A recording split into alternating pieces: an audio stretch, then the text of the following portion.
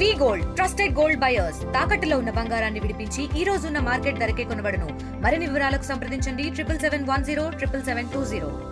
Super 6 super hit programme రేపు జరగబోతున్న నేపథ్యంలో ఇప్పటికే టీడీపీ నేతలు అందరూ కూడా ఇక్కడికి వచ్చిన పరిస్థితి అయితే ఉంది. ప్రస్తుతం మనతో పరిటాల శ్రీరామ్ మనతో ఉన్నారు, మాట్లాడే ప్రయత్నం అయితే చేద్దాం. సార్, ప్రధానంగా అనంతపూర్లోనే సూపర్ హిట్ సూపర్ 6 ప్రోగ్రాం ఎందుకు అనేది ఒకటి అంటే, వరుసగా కడప జిల్లాలో మీరు ఒక సభ చేశారు, మళ్ళీ రాయలసీమలోనే రెండో సభ చేస్తున్నారు. టార్గెట్ ఓరియంటెడ్గా రాయలసీమ మీద మీ దృష్టి పెట్టారా? పూర్తి స్థాయిలో రాయలసీమ మీ చేతిలో తీసుకోవాలనే ప్రయత్నంలో భాగంగానే ఇది చేశారా? ఈరోజు కొత్తగా రాయలసీమని చేతుల్లో తీసుకోవాల్సిన అవసరం అనేది లేదని అనుకుంటున్నామన్నా. ఎందుకంటే రాయలసీమలో మొన్న ఎలక్షన్లతో ప్రజలు అనేది ఒక క్లియర్ మ్యాండేట్ అనేది వర్డిక్ట్ అనేది ఇచ్చేశారు వాళ్ళు. సో ఇక్కడ ముఖ్యంగా ఏంటంటే కడపను ఎప్పుడూ లేని కడపలో పెట్టి ఎట్టి పరిస్థితులు అక్కడ ఉన్న పరిస్థితులు కూడా మనం చూడాలి. ఎంతమంది దీన్ని ఛాలెంజింగ్గా చెప్పినప్పటికీ చంద్రబాబు నాయుడు గారికి నమ్మకం ఉంది. ప్రజల మీద కానీ కడప జిల్లాలోని కార్యకర్తల మీద కానీ నాయకుల మీద కానీ పూర్తి స్థాయి నమ్మకంతోనే లేదు మనం పెట్టి చూద్దాం, అది ఏదైతే అది అవుతుంది. ప్రతి సంవత్సరం మనం చేసే పండుగ మహానాడు దాన్ని అక్కడ చేయాలి అని చెప్పి నిర్ణయం తీసుకోవడం, అక్కడ పెట్టడం వలన బ్రహ్మాండంగా ప్రజలు అనేవాళ్ళు కడప జిల్లా నుంచినే ఎక్కువగా తరలి వచ్చి మనకి ఈరోజు బ్రహ్మాండంగా సక్సెస్ చేయడం జరిగింది. మళ్ళీ ఈరోజు అనంతపూర్ అనేది మనకి ఏంటంటే ఈ ఒకప్పుడు నుంచి తెలుగుదేశం పార్టీకి మరి ఈరోజు కూటమి ప్రభుత్వానికి కూడా పూర్తిగా అన్ని రకాలుగాను సపోర్టుగా అండ్ గిఫ్ట్గా 14 సీట్లు అనేదాన్ని 14 గెలిపించిన పరిస్థితి. సో వాళ్ళు ఫస్ట్ ఆనందాన్ని అంటే ఇక్కడ సక్సెస్ఫుల్గా మనం పథకాలని అమలు చేయగలిగాము, ప్రజల్లోకి తీసుకెళ్ళగలిగాము. ఇంతవరకు వచ్చిన పథకాలన్నింటినీ అవన్నింటినీ అమలు చేస్తూ అవన్నింటినీ కూడా గ్రౌండ్ చేయడం, ముఖ్యంగా అమలు చేయడం అనేది ఒక ఎత్తు అయితే, ఎన్ని ఇబ్బందులున్నా ఎన్ని సమస్యలున్నా రాష్ట్రంలో ఆర్థికంగా ఎంత వెనకబడిపోయి ఉన్న రాష్ట్రాన్ని ప్రజల సంక్షేమమే మనకు ముఖ్య ధ్యేయంగా మనం ఈరోజు ఆలోచన చేసుకొని ప్రతి ఒక్క దాన్ని ప్రాపర్గా ఇంప్లిమెంటేషన్ అనేది కూడా పూర్తి స్థాయిలో శాచురేటెడ్ లెవెల్లో ఆలోచన చేసుకొని ఈరోజు పెట్టడము.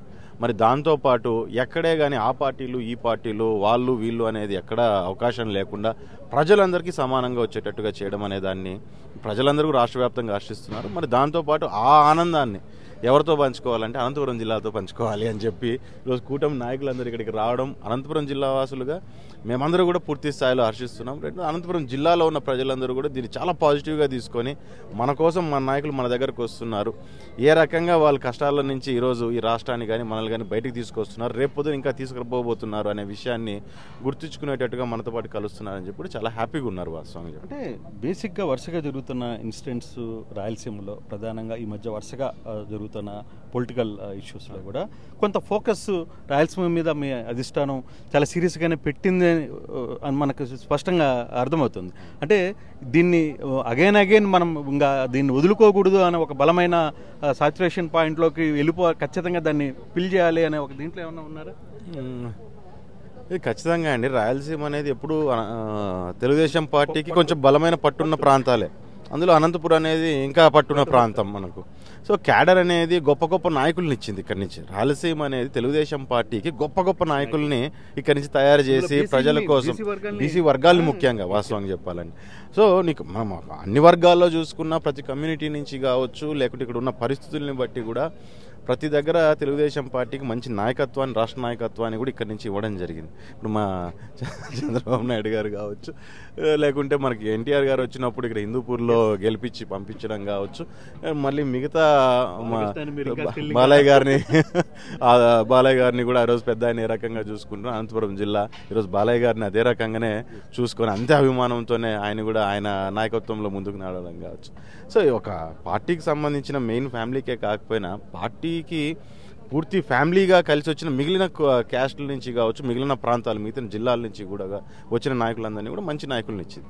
సో ఇక్కడ కొత్తగా ఫోకస్ చేయాల్సిన పరిస్థితి అనేది నాకేం కొత్తగా ఏమనిపించట్లా. ఇక్కడ ఏంటంటే ఒక ఫాల్స్ మెసేజ్ ఏంటంటే వైఎస్ఆర్ పక్కన నుంచి ఇక్కడి నుంచి ఉన్నారు కాబట్టి, జగన్ ఇక్కడి నుంచి కాబట్టి ఇదేదో మాకంతా ఒక ఇది వచ్చేస్తుంది అనే దీంట్లోనూ, రెండోది రెడ్డి కమ్యూనిటీని పూర్తి స్థాయిలో అంతా మాదే అని చెప్పి చూపించుకునే ప్రయత్నాలు చేయడము, ఈ రకంగా వాళ్ళు దాన్ని ముందుకు తీసుకెళ్తున్నారు. కానీ ఒకప్పటి నుంచి ఇక్కడ రెడ్డీస్ కావచ్చు, కమ్మ కావచ్చు, బీసీ కావచ్చు, ఎస్సీ కావచ్చు, ఎస్టీ కావచ్చు, ఇక్కడ ఉన్న మేజర్ కమ్యూనిటీలు అన్నీ కూడా తెలుగుదేశం పార్టీకి బలంగా ఉన్నాయి, బలమైన నాయకుల్ని కూడా ఇచ్చిన అన్ని కమ్యూనిటీస్.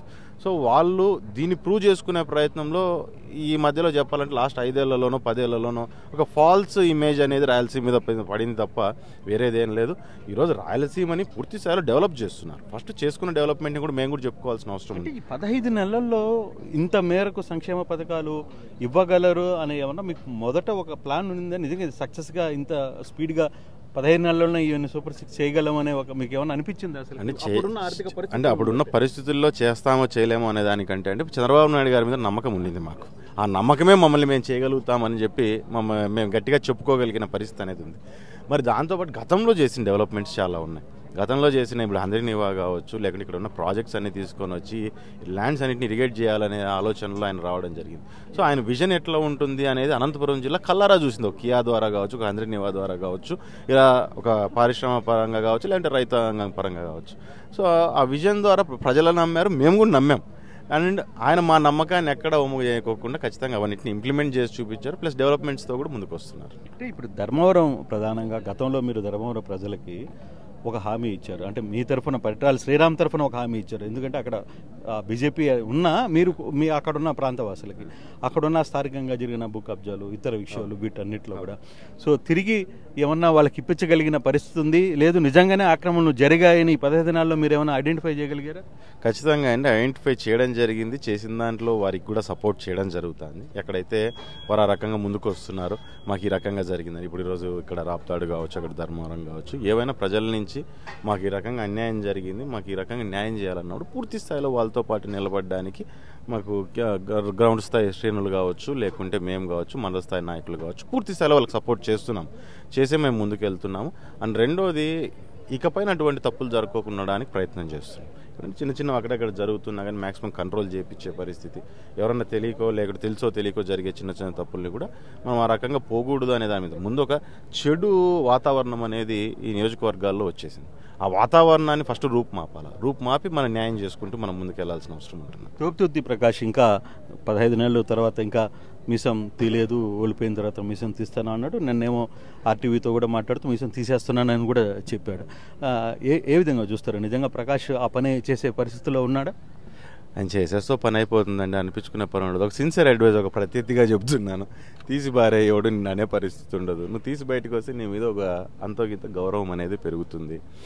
అండ్ రెండోది, నువ్వు మీసం తీయడంతో సరిపోలేదు, నువ్వు మీసం తీయడంతో నువ్వు ఆల్రెడీ ఇక్కడ ఉన్న వైఎస్ఆర్ కార్యకర్తలకి సామాన్య ప్రజలు కూడా ఆల్రెడీ మీసాలు గుండ్లు గొరిగేసే వెళ్ళిపోయాడు ఆయన.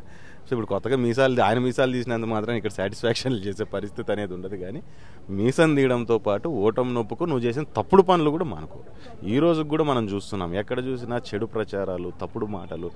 వాస్తవంగా ఒక రాజకీయ నాయకుడుగా నువ్వు ముందరున్నప్పుడు ప్రజల్లో రాజకీయ నాయకుడు అంటే ఒక టీచర్, మనంలో సంఘంలో ఈ రకంగా బతకాలి, ఈ రకంగా ఉండాలి, మన గౌరవప్రదంగా ఏ రకంగా మాట్లాడాలి, ఇంత చిల్లరోడు మమ్మల్ని నడుపుతున్నాడు అని చెప్పి ఈరోజు వాస్తవంగా చెప్పాలంటే ప్రజలందరూ నియోజకవర్గంలో బాధపడే పరిస్థితి ఉంది. అన్నిటికంటే జిల్లా అంతా చిదరించుకునే పరిస్థితి. ధర్మవరంలో ప్రత్యేకంగా ఆఫీస్ పెడతానని చెప్పి ఇటీవల మొన్న మాట్లాడాను. ఎందుకు నీ ధర్మవరంలో మళ్ళీ రాప్తాడును వదిలేసి పారిపోయి ధర్మవరంకి వచ్చే పరిస్థితి ఏముందా? ధర్మవరంలో ఒకవేళ నెక్స్ట్ ఎలక్షన్స్ మీరు అక్కడ ఉంటారు కాబట్టి మీకు యాంటీగా నిలబడాలనే ఒక ఆలోచన ఉందా ప్రకాష్? ఇక్కడ పస అయిపోయిందండి. అనంతపురం రూరల్ మండలం అనేది అంతోగింతో రియల్ ఎస్టేట్ రకంగా కావచ్చు, భూముల పరంగా కావచ్చు, కొంచెం ఆర్థికంగా బలంగా ఉన్న మండలం. అక్కడ మళ్ళీ ధర్మారం అట్లాంటిది. ఇక్కడ పస అయిపోయింది, ఇక్కడ ఎవరు రానిచ్చేవాడు లేడు కాబట్టి పరిగెత్తుకొని ధర్మారం వస్తే ఆడేమైనా కాసులు రాలుతాయనే ఆలోచన ఉందేమో. కానీ ధర్మారంలోకి ఆ రకంగా వస్తే ధర్మారం ప్రజలు సహించరు. రెండోది, ఆ రకంగా నువ్వు ఇక్కడ చేసినట్టు అక్కడ చేయాలనుకుంటే అక్కడ తూకి వారేస్తాం పట్టుకుని, మేము కూడా వదిలే పరిస్థితి. 2029కి శ్రీరామ్ అధ్యక్ష అని అనబోతున్నాడా ఖచ్చితంగా అసెంబ్లీలో? అది మనం చూద్దామండి. మనకు ముందున్న ఫ్యూచర్ మనం ఈరోజు అనేది కాదు, మన కష్టం ఈరోజు అధ్యక్ష అన్న అనకపోయినా ఈరోజు ప్రజల కోసం మనం ఉండాల్సిందే, ప్రజల కోసం చేయాలనే ఆలోచనతో ఈరోజు ప్రజల్లోకి వచ్చాం కాబట్టి మనకు మెయిన్ మోటో మనకు సర్వ్ అవుతుంది, పర్పస్ సర్వ్ అవుతున్నప్పుడు అనేదానికి ఒకరోజు ముందు కావచ్చు, ఒకరోజు తర్వాత కావచ్చు, దాని గురించి మనం ఇది కాదు. కానీ ఈరోజు ఉండి మనం చేస్తున్నాము. ఈరోజు మాకు ధర్మవరంలో చూస్తే మినిస్టర్ గారి సహాయంతో కూడా, సహకారంతో కూడా మేము పూర్తి స్థాయిలో అభివృద్ధి కార్యక్రమాలు కావచ్చు, లేకుంటే ఎవరికైనా న్యాయం చేసే పరిస్థితి ఉన్నా కానీ సత్యకుమార్ గారి సారథ్యంలో, ఆయన నాయకత్వంలోనూ ముందుకెళ్తున్నాం, ఆయన సహకారంతోనూ ముందుకెళ్తున్నాం. సో ఆ రకంగా మేము ఏదన్నా సరే మంచి చేసుకుంటూ మేము ముందుకు వెళ్ళే పరిస్థితులు అనేటివి పూర్తి స్థాయి ఫ్రీ హ్యాండ్ ఉంది. సో మాకు ఆయన ఖచ్చితంగా మాకు ఆ డిఫరెన్సెస్ అనేవి మాకు లేనప్పుడు నాకు పెద్దగా డిఫరెన్స్ అనేది కనపడట్లేదు. అంటే 2 నియోజకవర్గాలు రాప్తాడు, ధర్మవరంలో ఈసారి ఎక్కడో ఒక దగ్గర నుంచి అయితే ఛాన్స్ ఉంది.